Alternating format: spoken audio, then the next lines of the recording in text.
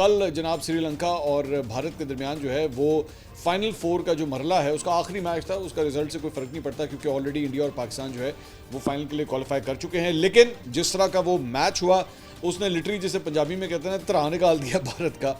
और इसकी वजह ये थी कि भारत ने जो है वो 202 रन स्कोर किए थे।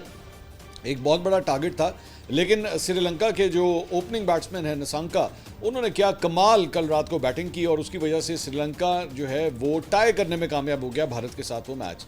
लेकिन उसके बाद जब फाइनल जो एक ओवर था उसके अंदर जब दोबारा मैच हुआ टाई के बाद, आप जानते हैं कि एक ओवर का जो वो मैच होता है, तो उसके अंदर जो है वो श्रीलंका ज़्यादा स्कोर नहीं कर सका और सिर्फ 2 रन उसने बनाए। 2 खिलाड़ी उसके आउट हो गए और इंडिया को जीत के लिए सिर्फ 3 रन जो है वो दरकार थे। उन्होंने पहली गेंद के ऊपर जो है वो 3 रन पूरे कर लिए, तो श्रीलंका मैच हार गया। लेकिन उसकी वजह से मेरा ख्याल में इंडिया की जो बॉलिंग लाइनअप है उसकी बहुत सी खामियां जो है वो सामने आ गई इस आखिरी मैच के अंदर।